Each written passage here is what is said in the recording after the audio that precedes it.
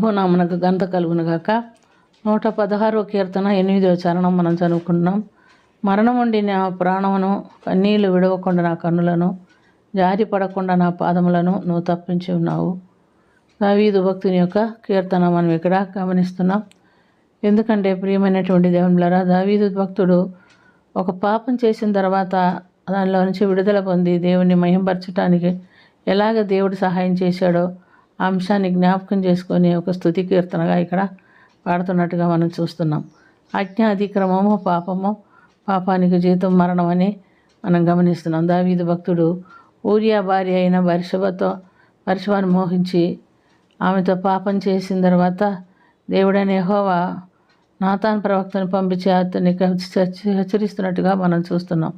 2 సమూయేలు గ్రంథం 13వ అధ్యాయం 11వ వాక్యములో, నీవు నన్ను లక్ష్యం చేయక పాపం చేసితివి గనుక అని హెచ్చరించను. దావీదు వెంటనే అదే 12వ అధ్యాయంలో 13వ వాక్యములో, నేను పాపం చేసి తిని అని నాతాన్ ప్రవక్తతో ఒప్పుకుంటున్నట్టుగా చూస్తున్నాం. నువ్వు చావకుండా ఉండునట్లు యెహోవా నీ పాపం పరిహరించెను అని గమనిస్తున్నాం. సామెతల గ్రంథము 28వ అధ్యాయం 13వ వాక్యంలో, అతిక్రమములు ఒప్పుకొని విడిచిపెట్టువాడు ధన్యుడు, వాడు వర్ధిల్లును, వాటిని ఒప్పుకొని విడిచిపెట్టవాడు కనికరము పొందడు అని చూస్తున్నాం. తన అతిక్రమములు దేవుని సన్నిధిలో ఒప్పుకున్నట్టు కనుక దేవుడు కనికరమునకు పాత్రుడైనాడు కనుక అయినప్పటికీ శిక్ష తప్పలేదు. ఒక గొర్రె పిల్లకు అనగా ఊరియా ప్రాణమునకు బదులు 4 గొర్రె పిల్లల ప్రాణము పోగొట్టుకోవలసి వచ్చింది మనం గమనిస్తున్నాం. కాబట్టి ప్రియమైనటువంటి దేవునిలారా, తాను తన 4 కుమారులను నష్టపోవలసి వచ్చినట్టుగా మనం చూస్తున్నాం. పణం తీసి పోగొట్టుకోవాల్సి వచ్చును. మొదట మనం గమనిస్తే 1 సమూయేలు 2 సమూయేలు 12:15-18 వరకు చూసినప్పుడు ఊరియా భార్యలందు జన్మించినటువంటి బిడ్డ మరి కాయలా పడి ఉన్న రోగం వచ్చింది కనుక అతని కొరకు ఎంత మొరపెట్టినా అతడు మరణించినట్టుగా చూస్తున్నాం.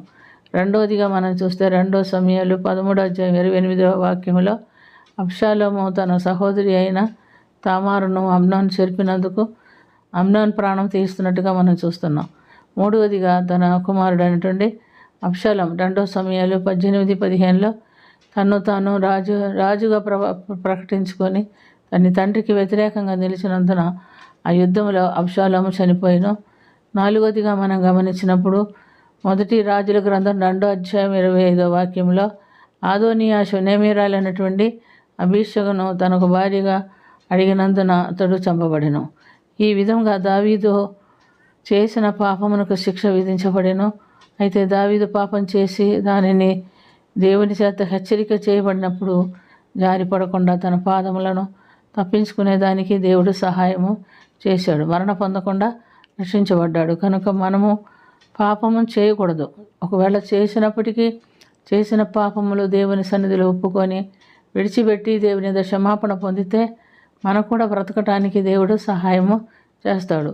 అయితే చాలామంది ఏం చేస్తారంటే ఈ పాపం ఒప్పుకొనుటకు విడిచిపెట్టుటకు ఒప్పుకోరు. ఆ పాపంలోనే ముందుకు సాగుతూ ఉంటారు. ఎవరైనా చెప్పినా వాళ్ళు దానికి అలవాటు పడ్డారు కనుక వాళ్ళ హృదయం దానిలో నుంచి పక్కకు వచ్చేదానికి ఇష్టపడరు. అటువంటి వారు మరణానికి పాత్రుడు అని మనం గమనిస్తున్నాం. కాబట్టి ప్రియమైనటువంటి దేవునిలారా, ఈ దినమైనను ఇప్పుడైనను ఎవరిమైనా ఏ బలహీనతలనైనా ఉన్నాడలా ఆ బలహీనతలను దేవుని సన్నిధిలో ఒప్పుకొని విడిచిపెట్టి యేసు రక్తంలో కడగబడిన వారై పరిశుద్ధ జీవితం జీవించడానికి దేవుడి లోకానికి దిగి వచ్చాడు.